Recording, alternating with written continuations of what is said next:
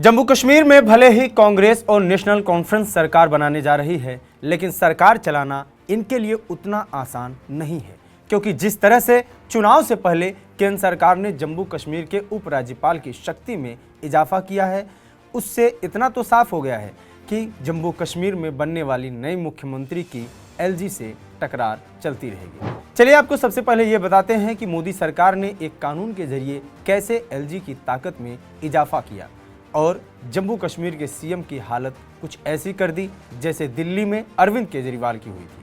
केंद्रीय गृह मंत्रालय ने जम्मू कश्मीर पुनर्गठन अधिनियम 2019 में संशोधन करके उपराज्यपाल की शक्ति बढ़ाई थी।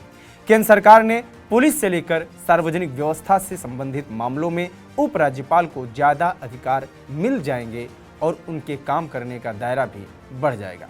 केंद्र सरकार द्वारा किए गए बदलावों के बाद राज्य के लगभग सभी क्षेत्रों में उपराज्यपाल का अधिकार बढ़ जाएगा, जिसमें वित्त विभाग की पूर्व सहमति की आवश्यकता होती है। केंद्र सरकार द्वारा किए गए बदलावों के बाद राज्य के लगभग सभी क्षेत्रों में उपराज्यपाल को अधिकार मिल जाएगा, जिसमें वित्त विभाग की पूर्व सहमति की आवश्यकता होती है।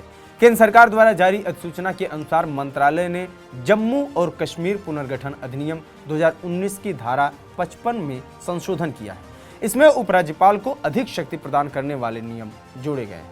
42A के अंतर्गत कोई भी प्रस्ताव जिसके लिए अधिनियम के तहत पुलिस, सार्वजनिक व्यवस्था, अखिल भारतीय सेवा और भ्रष्टाचार निरोधक ब्यूरो ACB के संबंध में वित्त विभाग की पूर्व सहमति जरूरी है, तब तक स्वीकृत या अस्वीकार नहीं किया जाएगा जब तक कि इसे मुख्य सचिव के माध्यम से उपराज्यपाल के समक्ष नहीं रखा जाता है। 42B के अंतर्गत अभियोजन स्वीकृति देने या अस्वीकार करने या अपील दायर करने के संबंध में कोई भी प्रस्ताव विधि विभाग द्वारा मुख्य सचिव के माध्यम से उपराज्यपाल के समक्ष रखा जाएगा। मतलब यह कि केंद्र के इस संशोधन के बाद जम्मू कश्मीर के उपराज्यपाल का प्रशासनिक दायरा बढ़ जाएगा।